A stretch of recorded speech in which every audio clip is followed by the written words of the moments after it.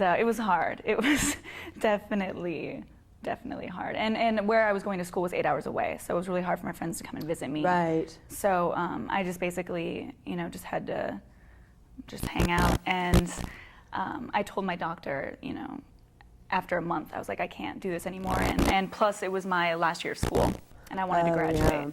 So I was like, I need to get back. I need to graduate. And he's like, well, do you feel that you're ready? He's like, I would really want you to stay one more month. But I was like, I feel like I've been healing really fast, and I feel like, I can do this. As long as I put my mind to it and, not give up, and keep going to physical therapy and just working really hard at it, that I would be able to do it. So how long did you start before you started walking? It was 3 months. They said a year and it was 3 months. 3 months, yeah. They thought that I'd be walking after 6 months, but they always thought that I'd have a little bit of a limp, But I was walking slow, and, but yeah, 3 months afterwards. That's amazing. Yeah. It was a lot of hard work. It was... Okay, we're going to get to like the emotional part and everything in a minute, but I want you to tell the story of the stairs. Oh, do you remember what story I'm talking about? Yes. So what happened was... This is a great story. I was, in bed rest. Well, the only shower that was in my parents' house was on the 3rd floor, and I was chilling out on the 2nd. So my mom was trying to, I would, lay on the bed and she would try to wash my hair. We did that once, and it was a wreck. Also because my clavicle was broke, so moving my neck and stuff wasn't fun either. And then I just really wanted to take a shower, So I was like, I'm gonna go. I'm gonna try to do it. And because of everything that was broken, going up the stairs wasn't easy. And I was using a walker at this time. So I had to get to the stairs and then figure out a way to get all the way up the stairs. But you didn't want your mom to help you? No, well, I did, but she really couldn't. Okay. Because if, you couldn't lift me from my arms because of my clavicle and my ribs. And then my legs, it just wasn't gonna happen.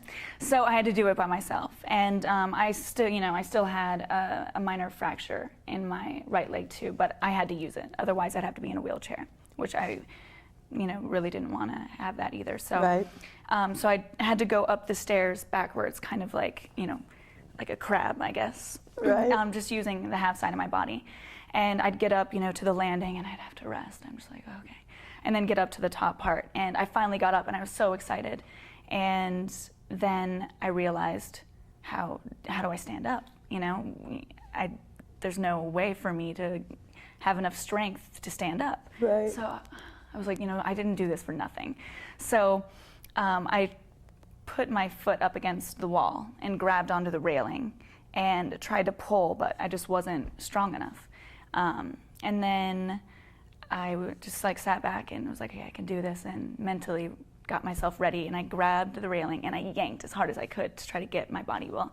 When I yanked, my mom heard this noise, and I just couldn't breathe. And it was so painful, and I realized that I did have a fractured rib, and at that point I broke it. So it was another bone added to the list. But willpower to get up the stairs and to stand up. And at that point, she was like, "You need to go back into bed." I can't. Oh, she's freaking out because she's not a nurse by far. Right. She actually ran me into the wall when I was in my wheelchair. So it wasn't. I didn't feel very safe. And but we were just laughing about it, and that's like the worst thing to do when you just break a rib. But it's what happened. And I actually started just to kind of just start pulling myself into the bathroom, which was right in front of me, and I made it in there, and it was like the happiest day of my life. To be able to take a shower. Woo! You just feel like you accomplished so much. I was singing in the rain when I got in there, and a tear dropped from my mom's eye. But it was pretty intense. That's so funny. But it was that I've never had a shower that felt as good as that one. So tell us about emotionally and mentally what you had to go through after the wreck. Well, I think that I handled it pretty well. And I had a lot of really good people there alongside me. And we basically handled all of it through laughter. And I have a lot of great friends, and my parents are amazing. And that's the only way that I felt that we could really deal with it is we just kind of laughed about everything. We laughed about the Wayne Gretzky thing for days. And we laughed about just, anything that we could make into a joke. And me using a walker at a young age, anything that we could laugh at. And I think that helped me progress. And but emotionally, it was really hard. And the reason that I'd gone on the car ride was to kind of run from some troubles that I was having. And I guess that's a lesson, that you can't really run from trouble, because then you get into more.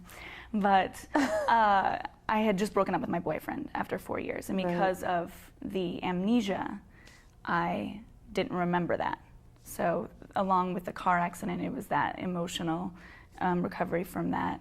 And then, the bed rest. But I mean, it was nice, I think, maybe in a way that I was able to really recollect my thoughts and my life, and really kind of help me, push me towards what I really wanted to be doing. Because you realize that, life is short. Is short. So the driver in your car, what ended up happening with her? She didn't handle things as well as I did, and I think a lot of it had to do with the fact that she remembered. She remembered everything. And she would tell me stories, like of what I looked like, and how she didn't really know what she should do, if she should try to keep me awake, if she should let me fall asleep. She thought if I were to fall asleep that I would die. And so she just had a lot of, and I think she was dealing with a lot of guilt. And so, I mean, I can't say, because I don't remember, And so you think that was a blessing in a way? I do. And she told me that even through everything, that I was still joking, even in the car. When I looked the way that I did, and that she started screaming for help.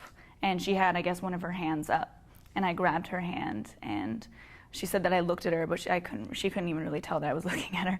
But I looked towards her, and I said, "Stay strong, baby. Stay strong." And she said right then, she just started laughing, and she was just like. How long was it until help came to you guys? That I'm not sure. I think it took about 20 minutes. And were you guys in the middle of nowhere? Mm-hmm, yeah, we were. 20 minutes seems a long time. Yeah, somewhere between 10 and 20 minutes. And they had to use the jaws of life to open, get the doors open, and then get us out. So did you have any negative feeling towards the other driver in the other vehicle? Not really. I mean, it happened, and he wasn't drunk. He was under the influence of alcohol, but not enough, for the illegal limit. But I mean, I had moments, of course, that I was angry, and how'd you deal with it when you were? Probably through laughter again. Just having a positive attitude, and dealing with things with laughter, I think, is the only way to get through life. Otherwise, it just gets too hard. And I felt like I really couldn't be angry. He went through a lot of things as well. He was in a coma for 4 months. He has daughters, that had to go and stay with him for 4 months while, he was trying to recover. And it wasn't something that he did deliberately. But that takes a lot out of you to be able to not feel negative towards him, because I think a lot of people, after something major happens like that, have a lot of negative feelings towards the other person, whether they blame them or they're mad at them or whatever. And just being able to deal with that, I think, is hard enough, let alone, and then you add on everything else that you had to deal with on top of that. Yeah, it did take a lot of energy.